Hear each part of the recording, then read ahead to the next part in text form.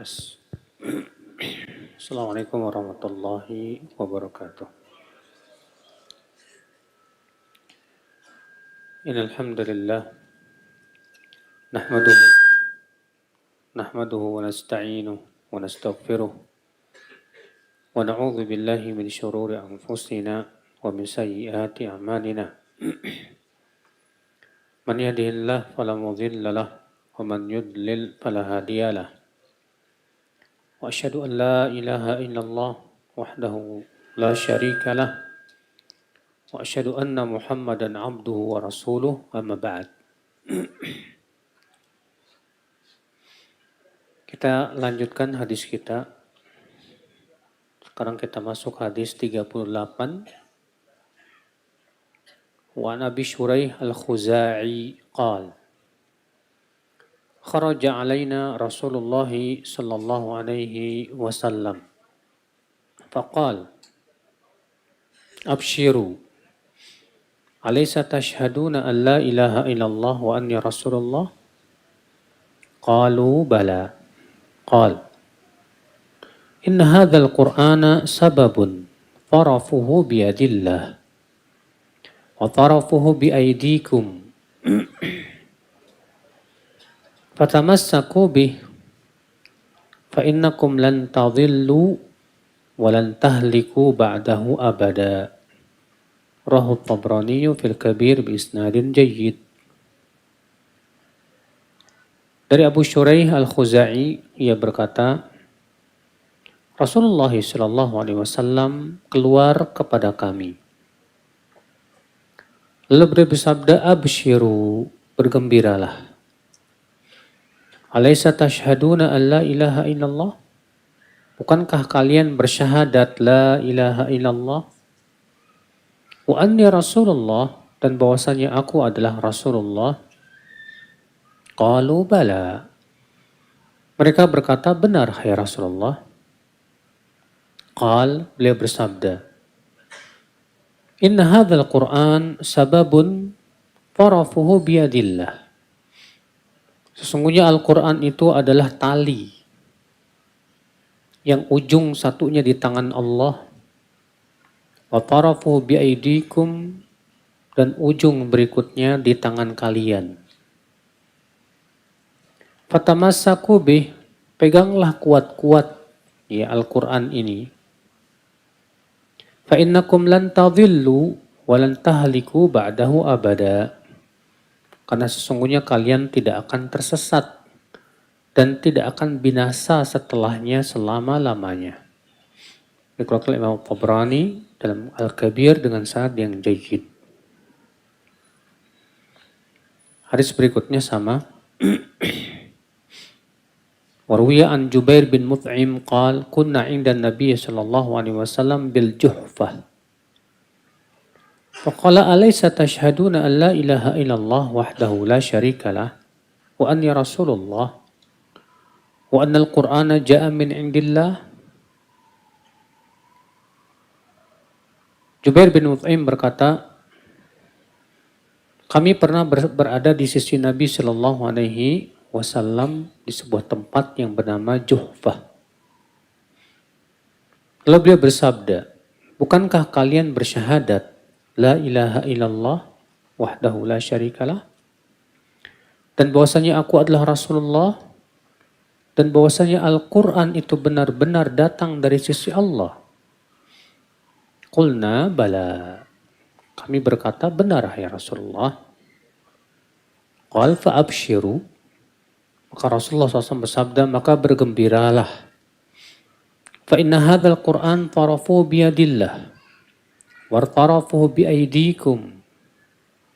Karena Al-Quran ini ya ujungnya di tangan Allah dan ujungnya yang lain di tangan kalian. Fatamassaku bih, maka peganglah Al-Quran kuat-kuat. Fa innakum lan tahliku wa lan tadhillu ba'dahu abada. Karena kalian tidak akan binasa dan tidak akan tersesat setelahnya selama-lamanya. Dikeluarkan Imam Al-Bazzar dan At-Tabrani dalam Al-Kabir dan As-Saghir. Hadis ini, akhi, ya, kita ambil faidah yang pertama, keutamaan orang yang bersyahadat la ilaha illallah Muhammad Rasulullah. Di mana mereka diberi kabar gembira. Artinya apabila wafat di atas 2 kalimat syahadat, ini keuntungan besar, Pak. Karena siapapun orang yang wafat di atas la ilaha illallah Muhammad Rasulullah, di atas Islam, dia dijamin masuk surga. Sebanyak apapun dosanya. Ya walaupun tentunya dia akan diazab dulu jika Allah berkehendak. Tapi tetap ujungnya kemana? Masuk surga. Pasti itu. Ini jaminan dari Allah Subhanahu wa Ta'ala. Ya. Namun tentunya akhi, yang dimaksud dengan bersyahadat la ilaha illallah Muhammadur Rasulullah itu kalau tidak melakukan pembatal-pembatalnya. Adapun kalau dia melakukan pembatalnya percuma. Kayak antum sholat terus kentut. Percuma, nggak diterima sholatnya, Pak. Nah, kalau ada orang yang mengucapkan asyhadu an la ilaha illallah Muhammad Rasulullah tapi berbuat syirik, berdoa ke kuburan, ya, pakai jimat-jimat yang dia yakini bahwa jimat ini bisa menolak bala tanpa izin Allah, dan kesyirikan-kesyirikan besar yang lain, lah apa manfaatnya la ilaha illallah? Tidak ada manfaatnya, tidak ada. Iya. Jadi syahadat la ilaha illallah Muhammad Rasulullah bermanfaat kalau dia tidak melakukan pembatal-pembatal la ilaha illallah. Maka penting ini ya untuk kita pahami betul apa itu pembatal-pembatal la ilaha illallah. Di antaranya apa Pak? Yang pertama apa? Syirik. Syirik yang dimaksud di sini syirik besar ya.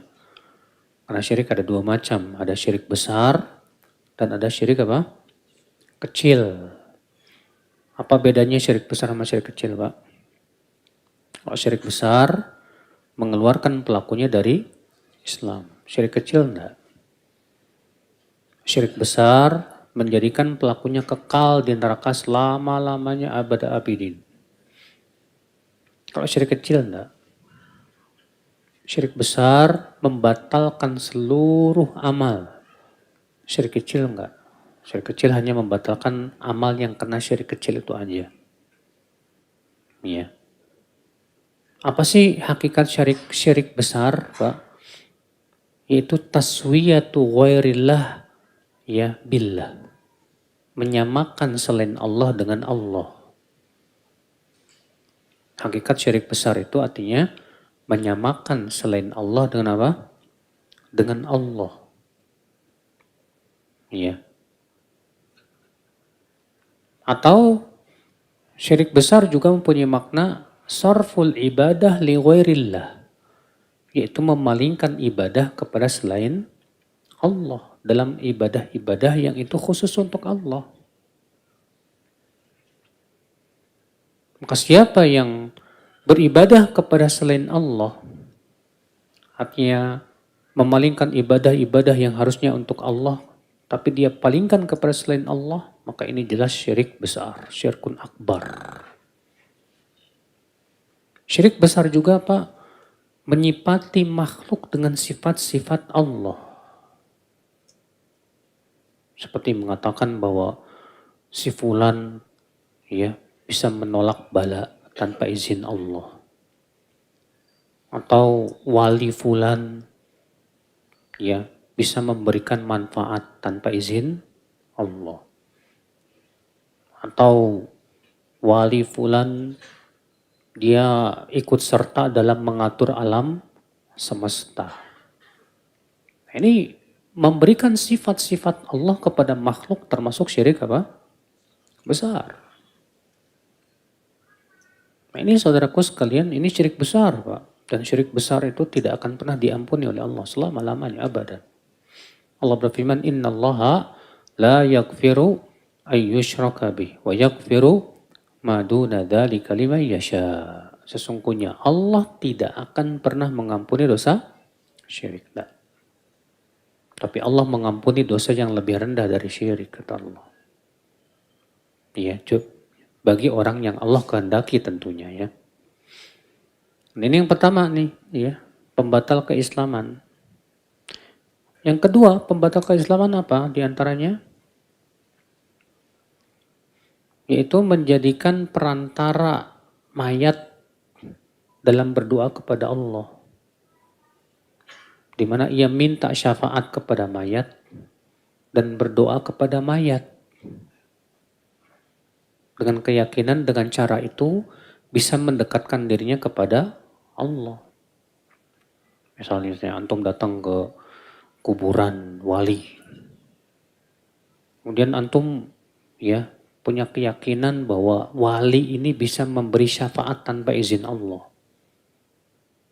Ini aja udah syirik, Pak. Karena siapapun tidak bisa memberikan syafaat kecuali dengan izin dari Allah. Allah berfirman, wa kam mim malakin fis samawati la tughni syafa'atum syai'a illa min ba'di an ya'dzana Allahu liman yasha' wa yarda.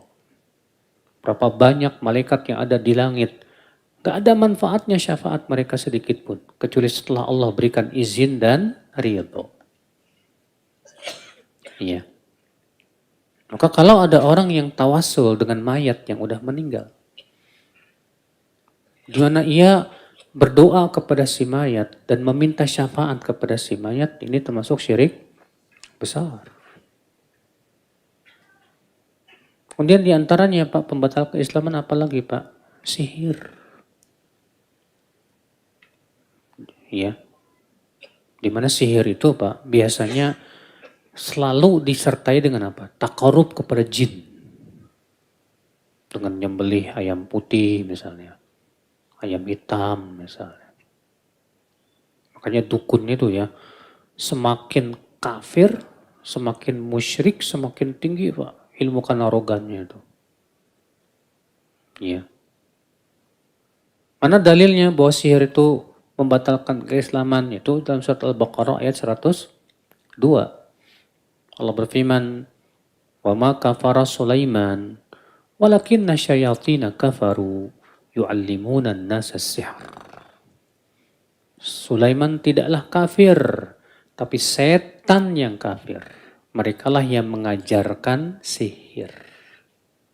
Ya. Nah, saudaraku seiman, azani Allah wa yakum. Di antara yang membuat seseorang batal imannya apa lagi, Pak? Di antaranya meyakini bahwa ada seseorang yang boleh keluar dari syariat Allah. Nggak apa-apa. Yang meyakini bahwa ada seseorang yang boleh keluar dari syariat apa? Allah. Seperti misalnya keyakinan yang mengatakan begini Pak. Orang kalau sudah sampai derajat wali, nggak perlu syariat Nabi. Jadi mereka punya keyakinan wali itu lebih tinggi dari Nabi dan Rasul. Jadi wali itu katanya nggak perlu sholat, nggak perlu. Ya, wali itu nggak terikat dengan syariat Nabi. Ini jelas ya akal Islam, para ulama semua sepakat ya keyakinan ini keyakinan zindik. Ini. Keyakinan yang jelas-jelas bertabrakan dengan Islam. Ya. Nah ini akal Islam. Jadi pembatal keislaman itu membuat syahadat kita tidak ada manfaatnya di sisi Allah. Kemudian Rasulullah bersabda, faedah yang kedua yang bisa kita petik dari hadis ini Pak, yaitu keutamaan berpegang teguh dengan Al-Quran.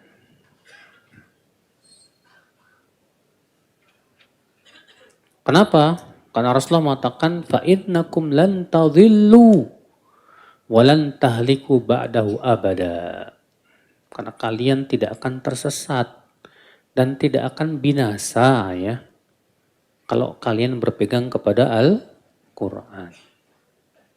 Lalu bagaimana dengan hadis yang lain, Pak? Sebutkan dalam hadis yang disahihkan oleh Syekh Al-Albani rahimahullah, halaku ummati fil kitabi wal laban. Kebinasaan umatku itu kata Rasulullah karena Al-Quran dan susu. Lalu Rasulullah mengatakan binasa umat Islam itu karena dua, Al-Quran dan susu. Sementara dalam hadis ini, kalian tidak akan tersesat dan tak akan binasa. Maka para sahabat bertanya kepada Rasulullah, ya, maksudnya gimana ya Rasulullah? Kok bisa Al-Quran, kebinasaan umat Islam pada Al-Quran dan susu? Kata Rasulullah, yata'allamuna al-Quran, fayata'awwalunahu, ya, fayata'awwalunahu bima laysa, ya, ma yukhalifu ma anzalallah. Yaitu mereka belajar Al-Quran, tapi mereka menafsirkan Quran tidak sesuai dengan apa yang Allah turunkan. Wa yuhibbunal laban, dan mereka menyukai susu. Akibatnya apa? Fayatrukunal juma'. Ya, akhirnya mereka tinggalkan sholat Jumat, sholat jamaah. Wayabdun, mereka lebih senang tinggal di pedesaan yang gak ada padanya sholat Jumat, sholat berjamaah. Berarti ya akal Islam, hadis ini memberikan kepada kita faedah, Pak, bahwa orang yang berpegang kepada Al-Quran tidak akan binasa kalau penafsirannya benar. Dan cara menafsirkannya juga benar gitu. Adapun kalau dia menafsirkan seenaknya, maka justru ini akan membinasakan saudaraku sekalian. Makanya ketika Nabi dalam hadis ini mengatakan, ya, sesungguhnya kalian tidak akan tersesat dan tidak akan binasa kalau kalian berpegang kepada Al-Quran. Kapan? Kalau cara menafsirkan Qurannya apa? Benar, Pak. Ya.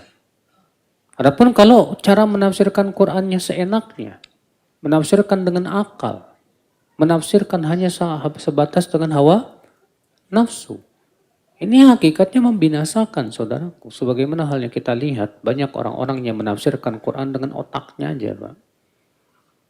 Ya, oleh karena itu Al-Imam Ibnu Katsir dalam tafsir, Muqaddimah tafsir Ibnu Katsir, ya, beliau mengatakan apa? Wa amma tafsirul Quran bimujarradir ra'yi faharam. Adapun menafsirkan Quran hanya sebatas dengan akal, maka itu hukumnya apa? Haram, tidak boleh, Pak. Ya. Tidak boleh kita nafsirkan, oh menurut saya ayat ini maknanya begini. Menurut kamu, tidak boleh. Ya.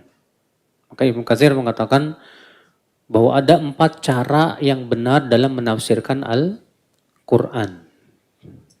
Ya, ada 4 cara yang benar dalam menafsirkan Al-Quran. Yang pertama apa? An yufassar al-Quran bil Quran. Cara yang pertama yaitu tafsirkan Al-Quran dengan Al-Quran. Karena ya ayat-ayat Al-Quran di satu tempat sifatnya global, Pak, umum. Tapi di tempat lain diperinci. Contoh misalnya Allah berfirman, ihdinas siratal mustaqim, siratal ladzina an'amta alaihim, ghairil maghdubi alaihim waladdallin. Ya Allah, berikan kepada kami hidayah kepada jalan yang lurus. Apa itu? Itu jalan orang-orang yang engkau berikan nikmat atas mereka. Nah, siapa itu yang dikasih nikmat sama Allah itu?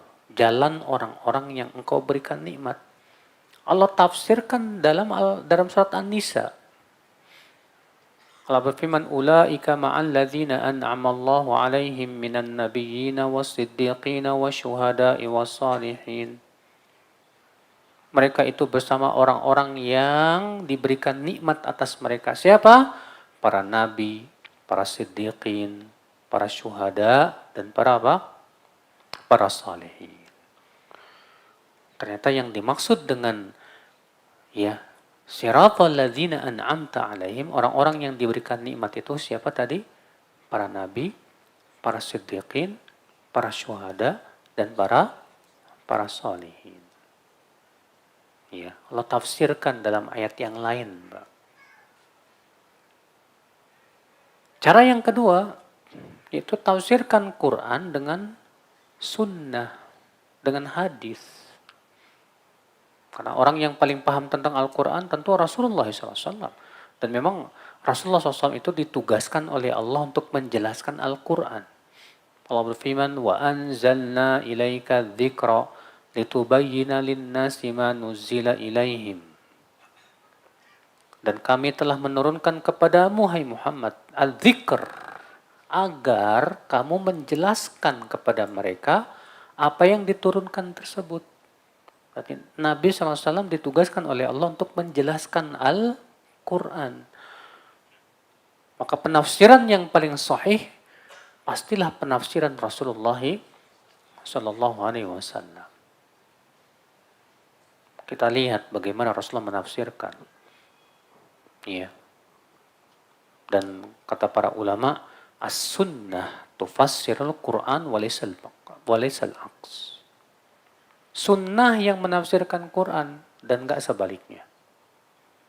Al-Quran butuh kepada sunnah. Karena sunnahlah yang menjelaskan Al-Quran. Ada enggak dalam Al-Quran, Pak, tentang rukun-rukun sholat? Ada? Dimulai takbiratul ihram sampai salam gitu ada? Nggak ada, Pak. Ada nggak dalam Al-Quran tentang jumlah rakaat sholat? Nggak ada, Pak. Ada nggak dalam Al-Quran tentang bacaan-bacaan ketika ruku, sujud, i'tidal? Nggak ada, Pak. Adanya di mana? Dalam sunnah. Rasulullah yang menjelaskan. Allah mengatakan, wa aqimus sholat. Dirikan sholat. Maka Rasulullah SAW menjelaskan. Rasulullah bersabda, sallu kama ra'aitumuni usolli. Sholatlah kalian sebagaimana kalian melihat aku apa? Sholat. Allah berfirman, wa atuz zakah. Bayar zakat. Ada nggak dalam Al-Quran tentang nisabnya? Berapa yang harus dikeluarkan? Apa saja yang harus dizakati? Nggak ada, Pak.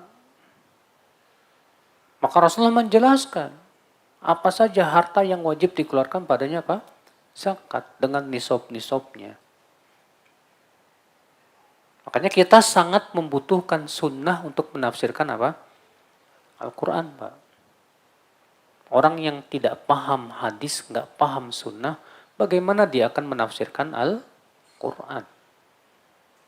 Makanya Umar bin Khattab mengatakan apa? Kata Umar, ya'tunakum qaumun yujadilunakum bisyubuhatil Qur'an fajadiluhum bis sunan fa inna ahlas sunan a'raf li kitabillah. Nanti akan datang, kata Umar, suatu kaum yang akan mendebat kalian dengan ayat-ayat mutasyabihat.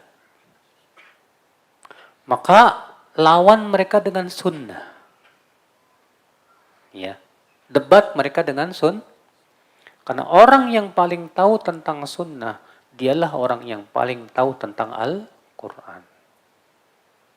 Makanya apa?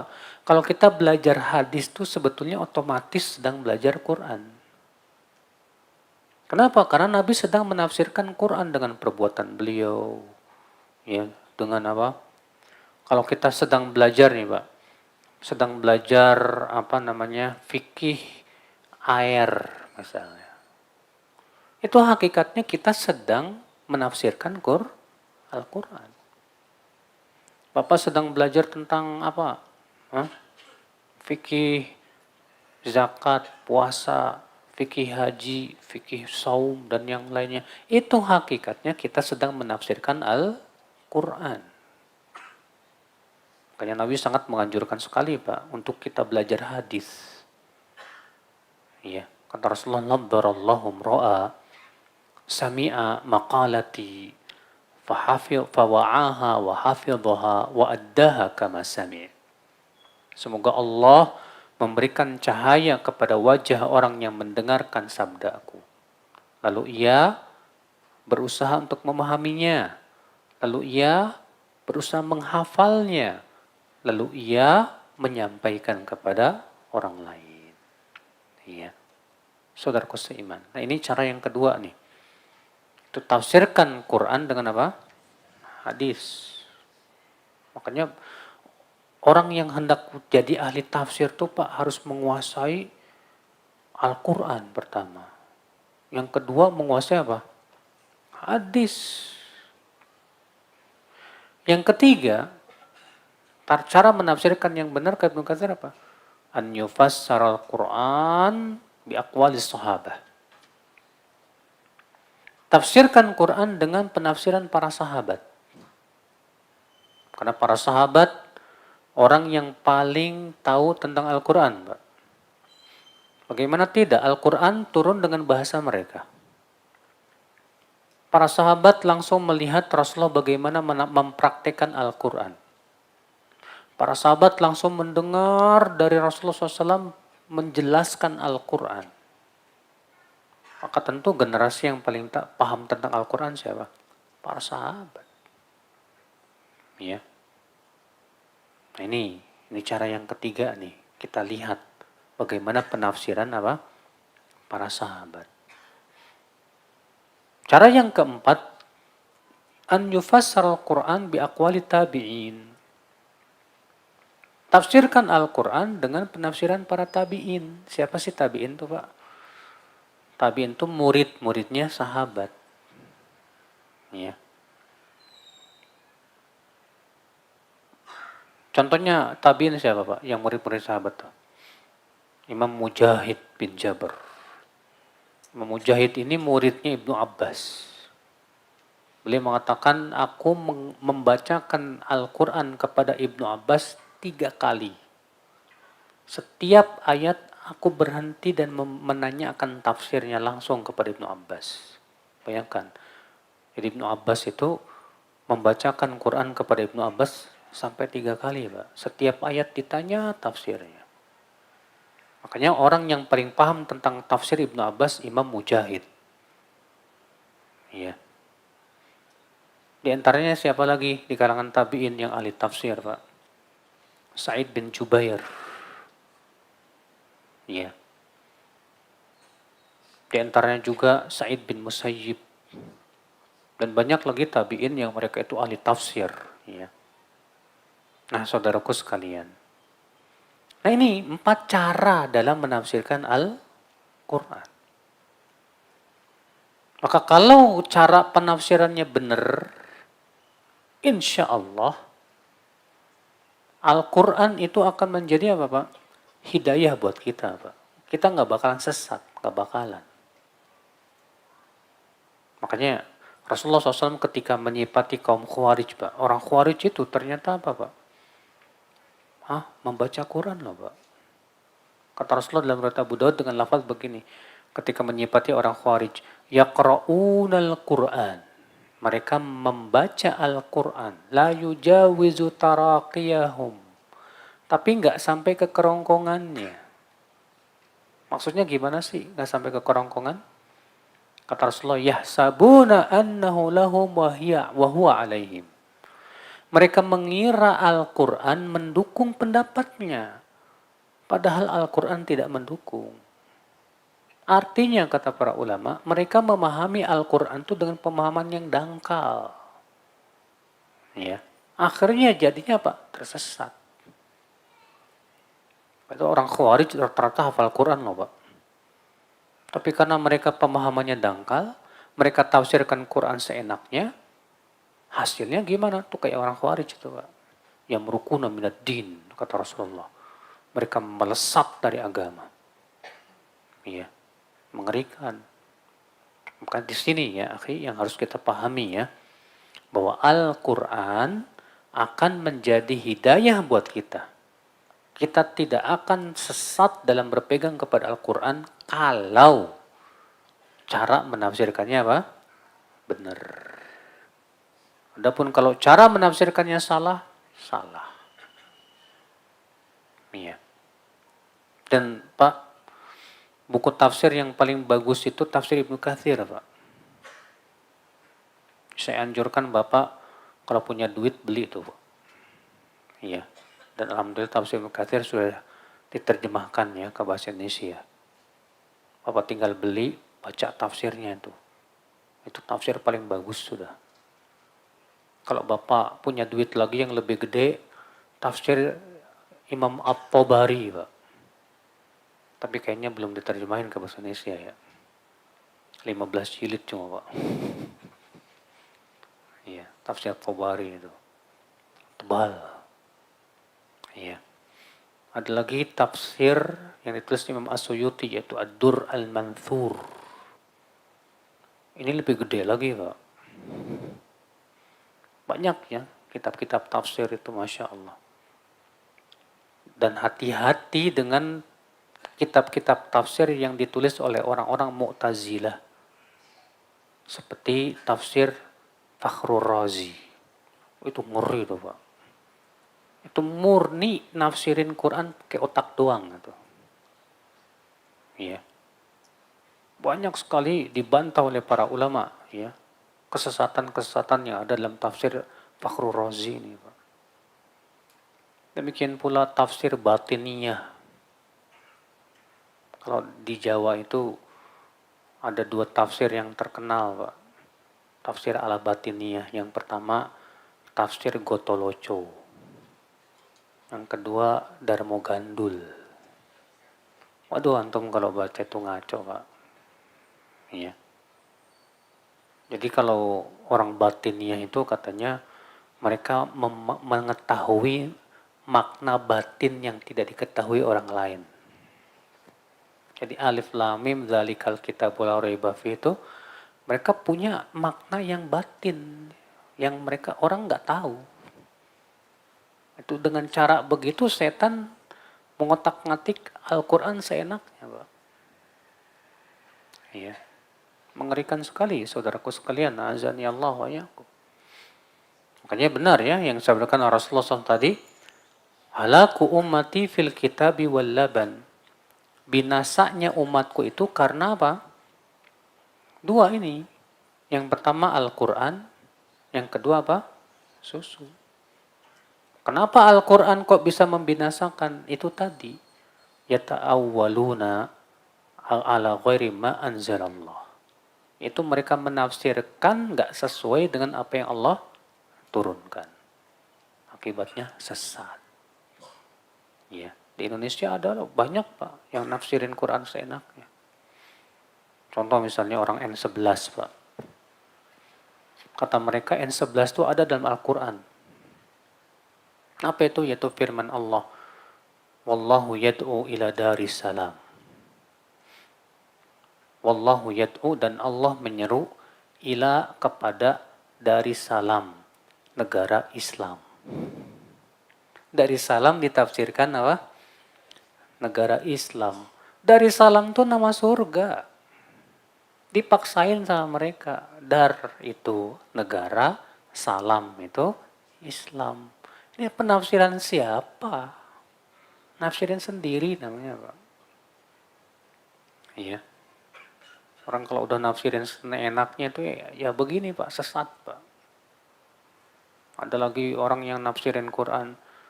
Innamat taubatu 'ala Allahi lil ladzina ya'maluna su'a bijahalah. Sesungguhnya taubat itu hanyalah untuk orang yang berbuat dosa dalam keadaan enggak tahu. Dia tafsirkan jahil di situ dengan apa? Enggak tahu. Jadi kata dia apa, Pak? Jadi kalau ada orang yang melakukan dosa dalam keadaan tahu, gak dikasih taubat sama Allah selama-lamanya. Walaupun taubat. Kan ngeri, Pak. Ini tafsir siapa kayak gini? Tak ada ulama tafsir yang mengatakan demikian. Kok bisa? Iya, kalau nafsirin sendiri, Pak. Dan sayangnya Pak, gaya nafsirin sendiri ini banyak Pak di kalangan mahasiswa Pak. Mereka pakai halakoh gitu ya. Nanti murabinya bilang, tafsiran menurut kamu, ayat ini tafsirnya apa? Menurut kamu, masing-masing disuruh nafsirin. Padahal bahasa Arab kagak tahu, hadis nggak paham, disuruh nafsirin. Udah gitu, lucunya lagi disimpulin lagi. Oh, berarti kesimpulannya pada hari ini, kesimpulan siapa ya? Kesimpulan juhala itu Pak. La haula wala quwata illa billah. Tak bisa sembarangan Mas, nafsirin Quran ini. Ya. Ini saudaraku sekalian. Makanya hati-hati ya. Kalau ada orang yang bahasa Arab aja nggak bisa, ilmu alat nggak paham, tahu-tahu tiba-tiba jadi jago nafsirin Quran. Wah, buka kajian tafsir lagi Pak. Subhanallah. Ini mengerikan sekali. Ya. Baik, kita lanjutkan ya akhi.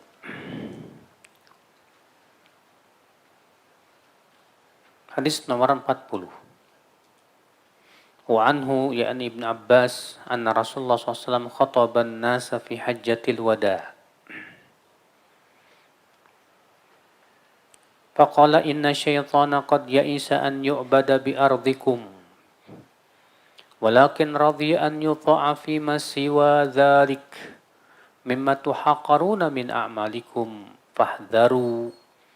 Inni qad taraktu fikum ma intam ini tasamtum bihi falan tadhillu abada. Kitab Allah wa sunnata nabiyyih. Rawahul Hakim wa qal sahihul isnad.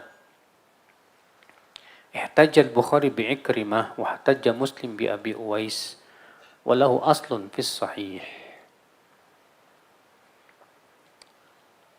Ibnu Abbas berkata bahwasanya Rasulullah SAW berkhutbah kepada manusia di haji wada. Di haji wada. Apa kata Rasulullah? Sesungguhnya setan telah merasa putus asa untuk disembah di negeri kalian ini. Akan tetapi setan ridho untuk ditaati pada selain itu. Dari apa-apa yang dianggap remeh dari amal kalian. Sesungguhnya, maka waspadalah kalian. Karena sesungguhnya aku meninggalkan pada kalian, jika kalian pegang itu, kalian tidak akan sesat selama-lamanya. Apa itu? Itu kitabullah dan sunnah Rasulullah sallallahu alaihi wasallam. Ya. Hadis ini akhi menunjukkan ya bahwa setan berputus asa Pak dari orang-orang yang mentauhidkan Allah Pak. Ya.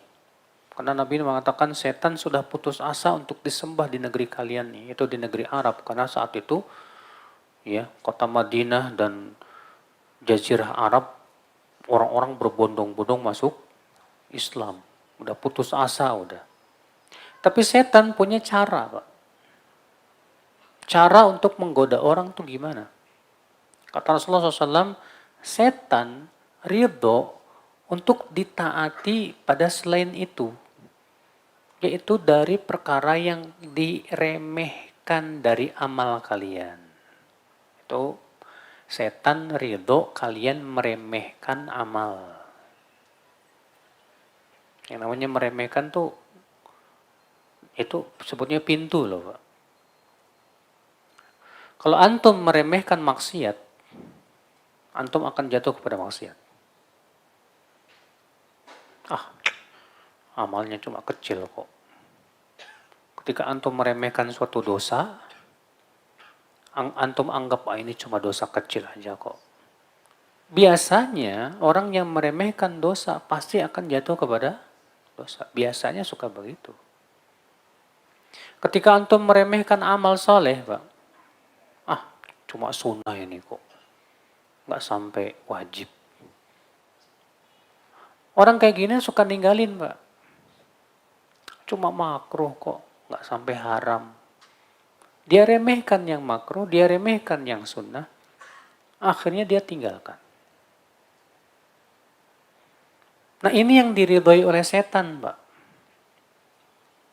Makanya setan akan berusaha membuat kita meremehkan dulu, Pak. Ya, antum nonton di YouTube perempuan-perempuan, ya. Antum menganggap remeh, biasa. Ya ngelihat aurat rambutnya, ya ininya wajahnya yang cantik dan yang lainnya, biasa aja. Nggak dianggap ini apa? Dosa. Ya udah. Akibat daripada antum meremehkan, biasanya akan terus berbuat dosa. Nah ini yang diridhoi setan, ini yang diinginkan oleh apa? Setan ya. Ketika antum gibah, ngomongin orang, ketika antum ngebully orang, dianggap sama antum remeh, biasa aja. Allah ya akhi, ini justru berat. Makanya Rasulullah ketika melewati 2 kuburan ya, Rasulullah mengatakan innahuma la yu'adzaban. 2 mayat yang ada di kuburan ini sedang diadab nih. Wa ma yu'adzabani fi kabir. Dan keduanya tidak diadab dengan perkara yang dianggap besar. Bala innahuma lakabir. Padahal kata Rasulullah itu besar di sisi Allah. Iya. Lihat Rasulullah mengatakan keduanya tidaklah diadab dengan perkara yang dianggap apa? Besar. Padahal itu besar. Amma ahaduhuma. Adapun yang pertama, fakana yamshi bin namimah. Dia berjalan mengadu domba. Terkadang, Mbak, antum suka nyampein ke teman, tuh kemarin saya dengar si Anu jelek-jelekin kamu loh. Dan antum anggap remeh itu, Pak. Padahal tuh itulah hakikat mengadu domba. Mungkin antum sayang sama teman antum laporkan ke teman antum tentang perkataan siapa? Si fulan yang jelek-jelekin antum. Kebetulan antum mendengar dia jelek-jelekan teman antum, lalu antum pergi ke teman antum dan mengabarkan si fulan tuh kemarin jelek-jelekin kamu. Nah itulah, kamu sudah jatuh kepada apa? Mengadu domba. Dan banyak diantara kita menganggap remeh, Pak. Gak masalah kok. Na'udzubillah, nasallallahu salamata wal afiyah. Makanya Rasulullah mengatakan apa?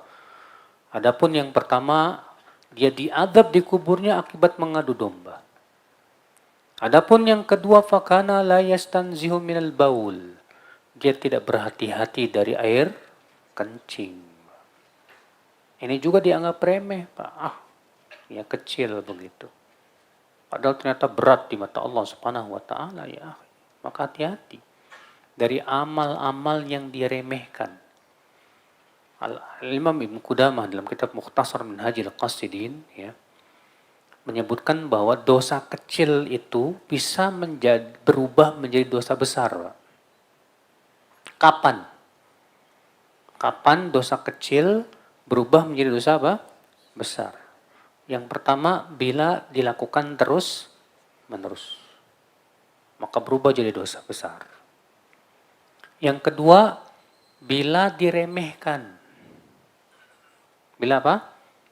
Diremehkan, maka berubah jadi dosa besar. Yang ketiga, kapan dosa kecil berubah jadi dosa besar? Bila yang melakukannya seorang panutan. Seorang ustadz misalnya. Ya, gara-gara dia melakukan dosa kecil itu akhirnya apa?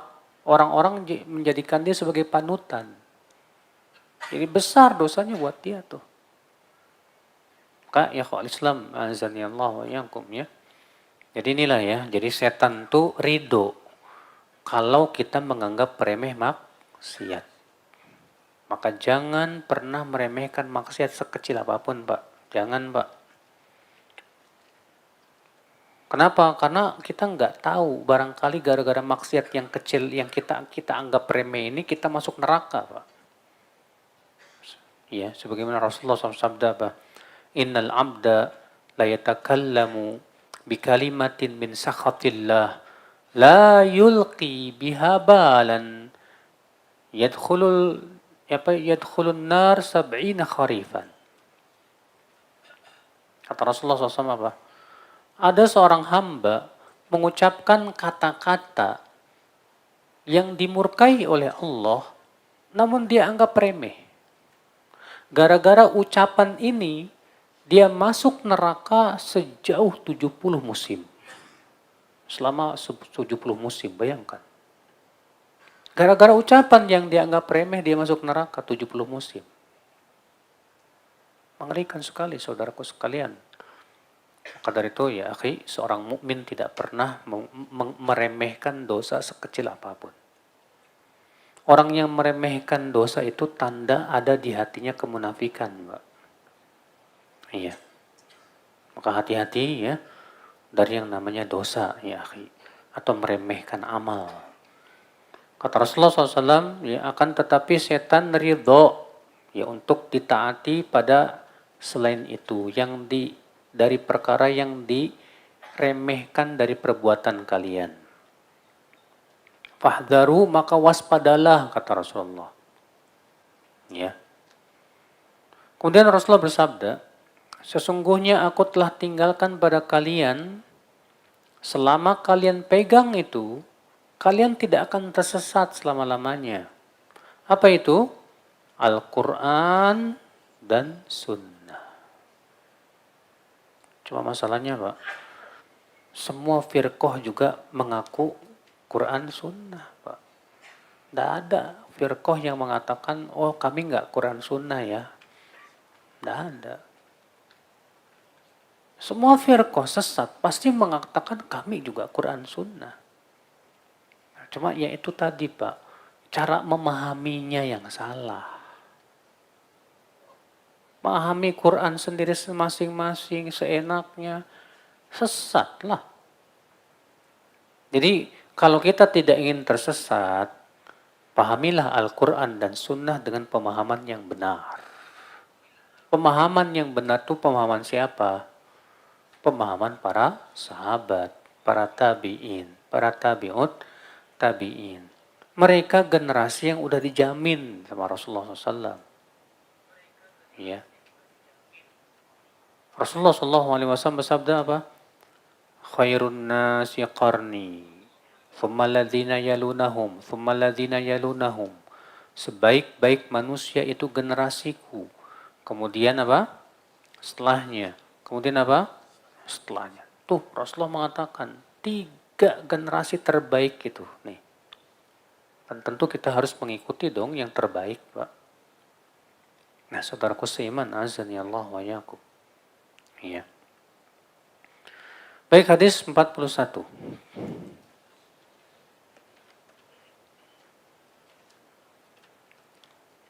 An Ibni Mas'udin radhiyallahu anhu qala al-iqtisadu fi sunnah ahsan min al-ijtihadi fil bid'ah. Rawal Hakim mauqufan wa qala isnaduhu sahihun ala syartaihima. Dari Ibnu Mas'ud semoga Allah meridhoinya, ia berkata, al-iqtisadu fi sunnah, bersikap sedang, sederhana dalam melaksanakan sunnah, lebih baik daripada bersungguh-sungguh di dalam bid'ah. Sanadnya sahih sesuai dengan syarat Bukhari dan Muslim. Ini perkataan Abdullah bin Mas'ud, Pak. Lihat kata Ibnu Mas'ud, Pak. Kita melaksanakan sunnah itu biasa-biasa aja gitu ya. Itu lebih baik daripada sungguh-sungguh tapi apa? Bid'ah, percuma. Karena bid'ah itu nggak bakalan diterima sama Allah, Pak. Iya. Nah ini saudaraku sekalian, baik karena sudah masuk Isya silakan. Dan bagi yang mau bertanya setelah adzan insyaallah.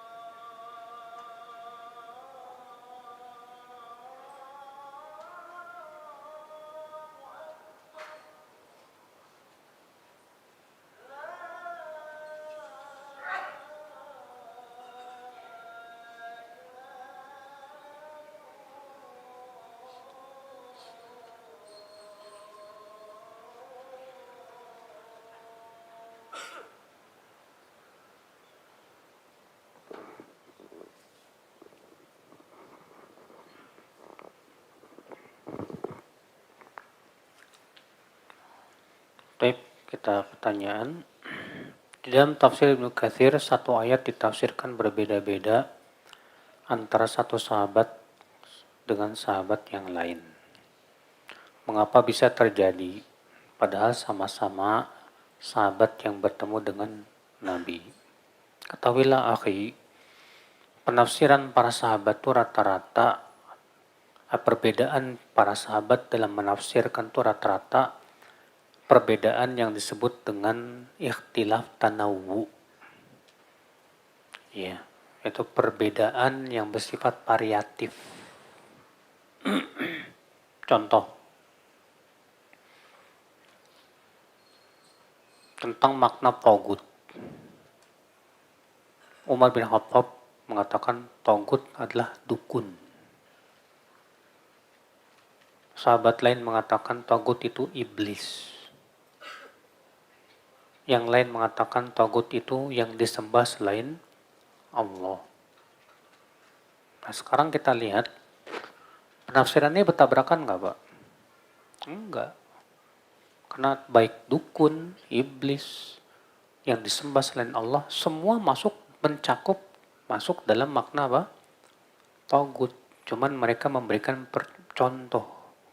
Yang satu mengatakan begini, begini, begini. Itu sebetulnya bukan perselisihan kalau kita perhatikan. Ya. Contoh lagi firman Allah, "Innama dzalikumu syaitanu yukhawwifu awliya'ah." Sesungguhnya itulah setan menakut-nakuti wali-walinya. Kata-katanya ini kembali kemana? Sebagian mengatakan kembali kepada Allah. Artinya setan menakut-nakuti wali-wali Allah. Sebagian sahabat mengatakan kembali kepada setan itu sendiri. Artinya setan menakut-nakuti wali-walinya sendiri.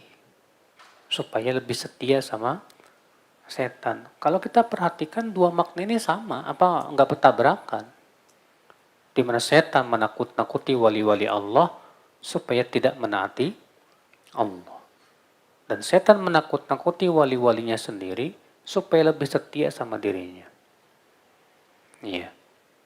Jadi kalau kita perhatikan perselisihan para sahabat dalam tafsir Quran itu rata-rata masuk dalam yang disebut dengan ikhtilaf tanawwu. Perselisihan yang bersifat apa? Variatif. Iya. Bukan perselisihan yang bersifat tabad, yang saling bertabrakan. Ya.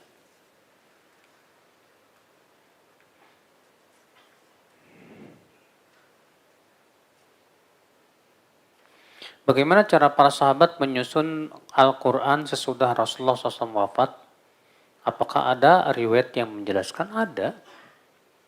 Ya, di mana Abu Bakar menyusun sebuah tim yang diketuai oleh Hasan bin Thabit. Ya, dan beberapa anggota memiliki beberapa anggota di mana mereka mengumpulkan mencari pertama dari hafalan para sahabat. Yang kedua dari tulisan-tulisan sebagian sahabat, baik tulisan di pelepah kurma ataupun ya tulisan-tulisan di yang lainnya. Maka siapa yang datang membawa tulisan dan mengaku-ngaku bahwa ini adalah Al-Quran, maka mereka minta dua saksi yang menyaksikan bahwa memang dia ini Al-Quran. Kemudian mereka yang mengumpulkan para ahli Al-Quran dalam masalah ini. Ya. Di zaman Utsman kemudian Utsman lebih menspesifikasikan lagi. Kata Utsman, kalau kalian berselisih, maka jadikanlah rujukan kalian tuh bahasa Quraisy. Karena dengan bahasa Quraisy lah Al-Quran turun. Ya.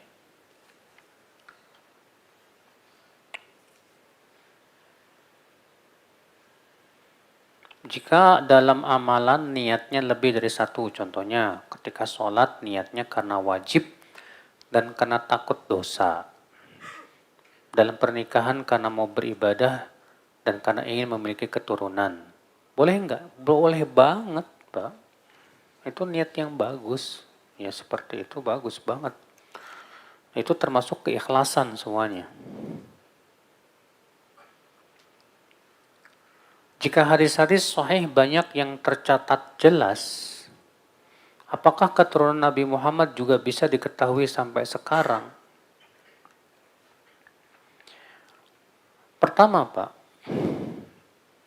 bahwa hadis-hadis yang sahih atau hadis-hadis ini alhamdulillah telah dicatat oleh para ulama dalam kitab-kitab mereka dengan sanad-sanadnya. Ya. Namun tentunya ada sanad yang ternyata tidak sahih, ada yang sahih. Maka kemudian ada ulama-ulama yang berusaha menulis buku khusus hadis sahih saja. Yang pertama Imam Bukhari, yang kedua Imam Muslim. Nah, dua kitab ini yang paling sahih. Ada lagi yang lain, Ibnu Hibban. Dalam kitab beliau Sahih Ibnu Hibban.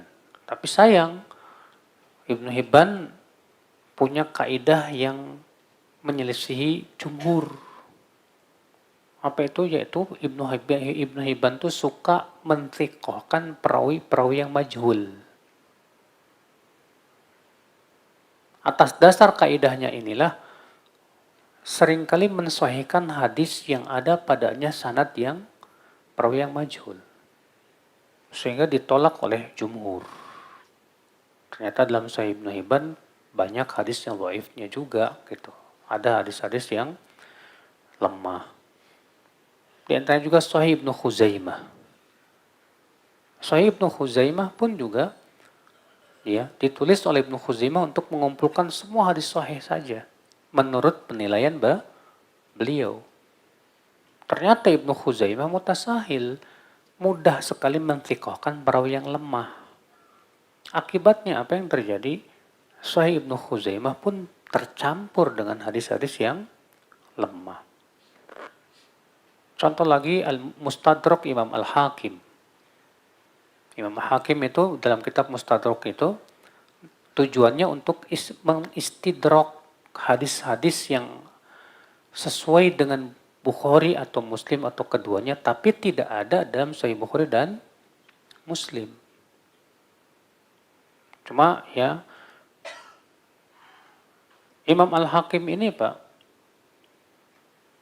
menulis kitab Al-Mustadrak ini 2 kali. Yang pertama sebatas ngumpulin doang. Yang beliau duga bahwa itu sesuai dengan syarat Bukhari dan Muslim. Setelah selesai semua, baru beliau murojaah.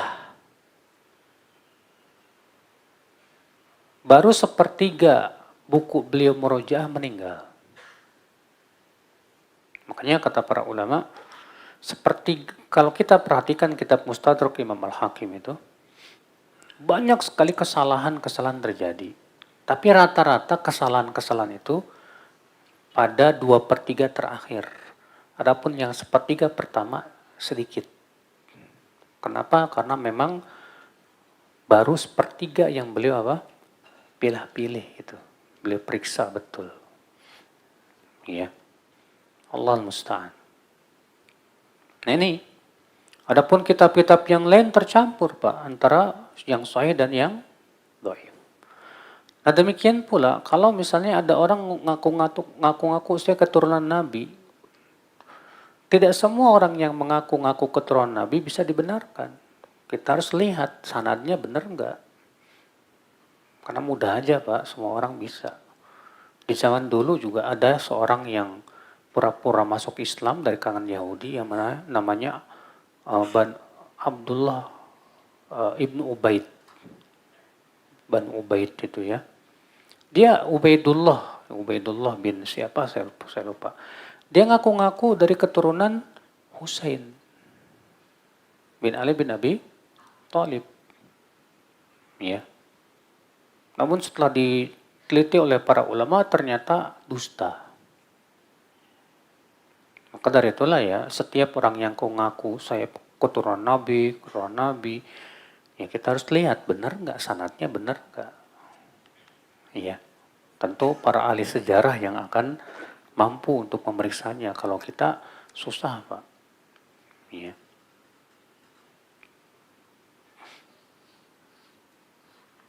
Bolehkah sholat tahiyatul masjid mepet ke azan maghrib?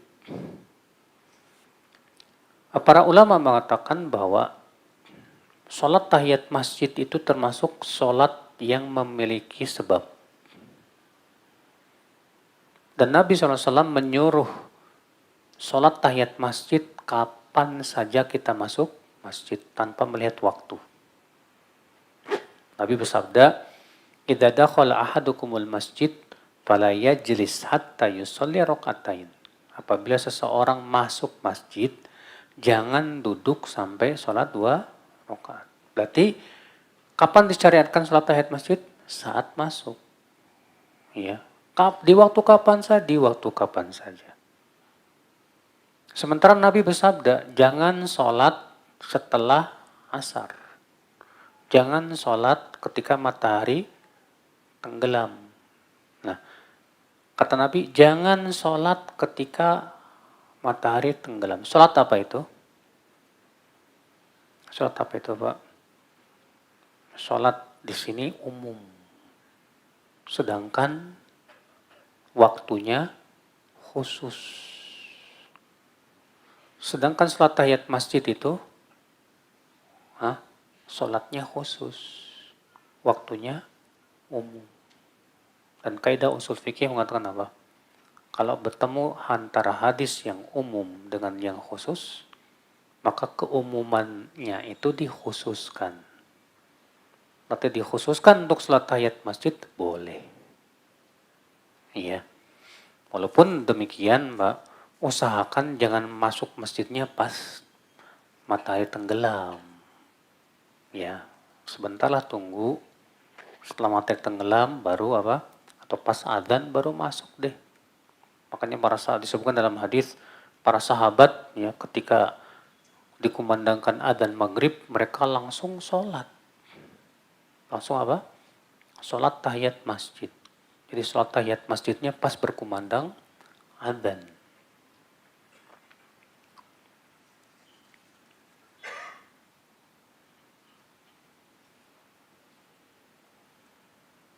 Bagaimana cara memberitahu istri yang tidak mau menjalankan hak suami yang terdapat di kitab Riyadhus Shalihin? Dan haruskah bersabar terus? Ini hak suami yang mana nih? Kalau hak suami maksudnya istri nggak mau melayani suami jima, ya nolak terus nggak mau, kawin lagi. Lah kan menikah itu tujuannya untuk menyalurkan syahwat. Lah ini nggak mau terus, ya udah, bilang aja perempuan masih banyak loh mah. Ya, saya kan punya kebutuhan biologis. Adapun kok yang lainnya kalau misalnya yang sifatnya apa, istrinya sudah melayaninya secara kebutuhan biologis misalnya. Cuman ya yang namanya wanita terkadang kan bengkok, Pak. Dan memang seringnya bengkok. Maka pada waktu itu ya antum berusahalah untuk berbuat baik kepada wanita. Kata Rasulullah SAW apa? Istausu bin nisa'i khaira. Berbuat baiklah kepada wanita. Fa'innahunna khuliqna min dhila. Karena wanita itu tercipta dari tulang rusuk. Wa inna a'waja syai'in minadh-dhila a'la. Dan tulang rusuk yang paling bengkok tuh yang paling atas. Fa in dhahabta tuqimah kasarta. Kalau kamu paksa untuk diluruskan, patah. Wa in tarakta lam tazal a'waj. Kalau kamu biarkan ya tetap bengkok. Caranya gimana menghadapi tulang yang bengkok, Pak? Istausu bin nisa'i khaira. Itu dengan cara berbuat baik. Ya.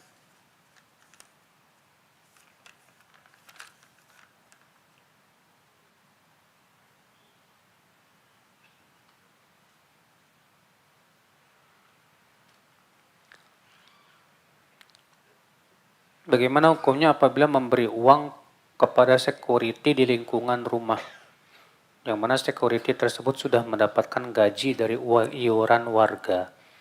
Ini security ini berarti diangkat sama warga kan? Dengan iuran warga dia dapat apa?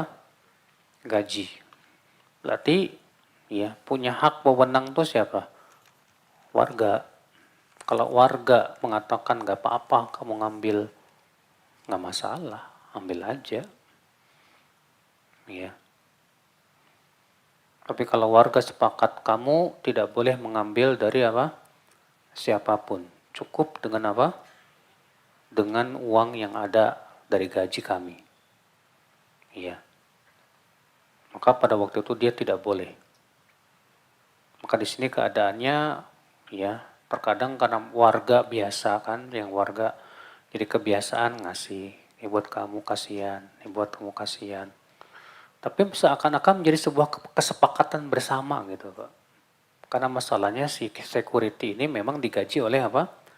Warga. Apakah orang yang melantunkan adzan hayya 'alas shalah, hayya las shalah ya? Hayya las shalah. Mari jangan sholat. Hayya lal falah. Ada yang mengatakan begitu? Hah? Mungkin antum salah dengar kali. Dia mengatakan hayya 'alas shalah, bukan hayya las shalah, tapi hayya 'alas shalah. Kalau misalnya si muadzin tuh nggak fasih, Pak, di mana dia harusnya hayya 'alas shalah jadi hayya las shalah, maka adzannya nggak sah. Wajib diulang, wajib diulang. Ya. Makanya kata Syekh Utsaimin rahimahullah, syarat muadzin adalah fasih. Maka kalau seorang muadzin mengucapkan lafaz adzan yang merubah makna, maka adzannya tidak sah. Ya. Contoh misalnya Allahu Akbar, barnya dipanjangin, Pak. Maka ini berubah makna, Pak. Karena akbar dengan dipanjangkan bar artinya gendang besar. Allahu Akbar, Allah gendang besar lah. Ya. Apa batal syahadatnya? Ya enggak lah. Masalahnya dia enggak paham. Kalau dia paham, dia tahu, sengaja dia lakukan, wah ini bisa jadi.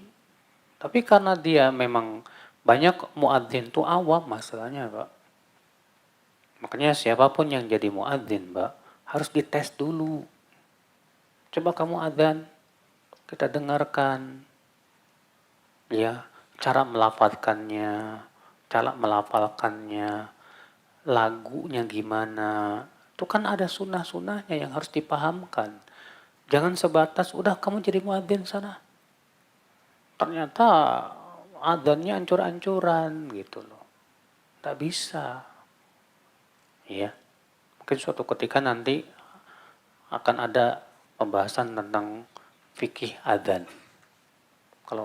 Kalau lewat ya, ada di buku ini yang sedang kita bahas ya tentang adzan.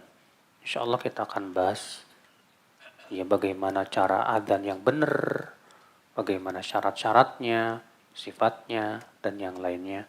Billahi taufik. Assalamualaikum warahmatullahi wabarakatuh.